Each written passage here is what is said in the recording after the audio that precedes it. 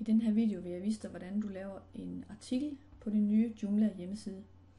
Jeg går herop i browseradressen, og efter adressen skriver jeg administrator.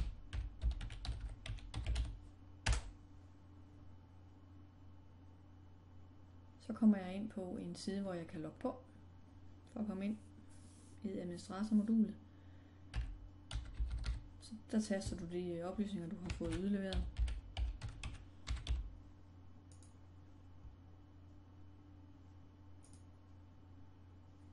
Så kommer man ind, så ser brugergrænsefladen sådan her ud.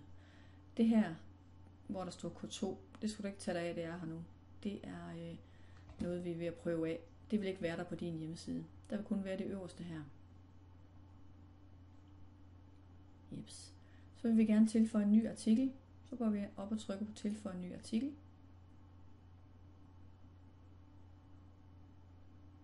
Og så kommer man ind her. Så skal man give den her artikel en titel. Den kalder vi test. Så skal bliver man spurgt, om den skal publiceres med det samme, eller om man gerne vil vente med at publicere den. Det man kan gøre, det er, hvis man er ved at lave noget, og man ikke er klar til at publicere det endnu, så kan man bare trykke nej, så kan man komme tilbage til det og arbejde videre med det senere. Så bliver man spurgt, om den her artikel den skal figurere på forsiden, eller ikke på forsiden. Jeg tror gerne, vi vil have det til at være på forsiden. Så det tekst, som du gerne vil have. Der er sådan en editor her, i stil med den, du kender fra Word og andre tekstbehandlingsprogrammer.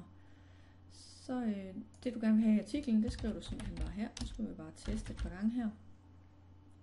Og det man så gør, det er, at man faktisk går op og trykker anvend her.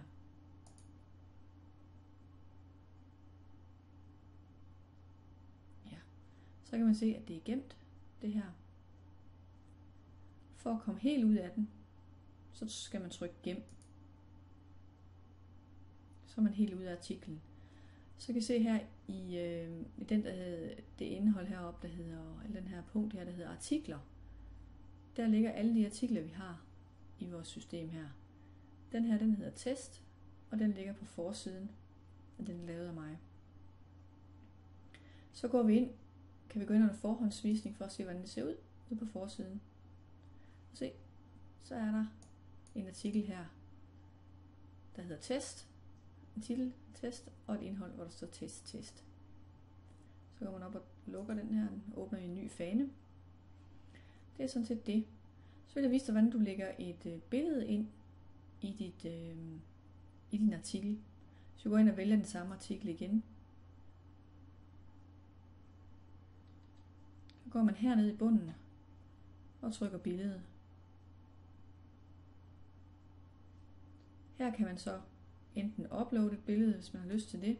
Det kan vi godt prøve lige at gøre. Så er vi bare lige det her billede her. Så skal vi finde der, hvor den skal placeres, og det er fint nok bare at placere den her. Hvis vi vil have den herinde for eksempel, så trykker man bare der. Og for at komme tilbage, så trykker man op herover. Så navigerer man rundt. Vi vil bare gerne have den her. Så trykker vi start upload. Så skulle den være hernede et sted.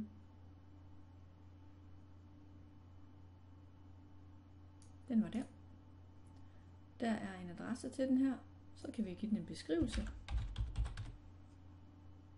Og en titel, hvis vi vil det.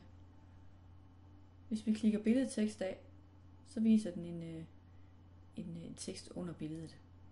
Så kan man justere den her også, det billede her, om det skal være højre eller venstre stillet i forhold til teksten eventuelt. Vi trykker bare på indsæt. Så er der sådan et kæmpe billede her. Så går man sådan set op og trykker gem. Og så kan vi gå ind i forhåndsvisning igen. Og se, at der ligger et billede i den her artikel. Lukker det vindue igen. Det er sådan, man lægger billeder og tekst ind i en artikel, laver en artikel.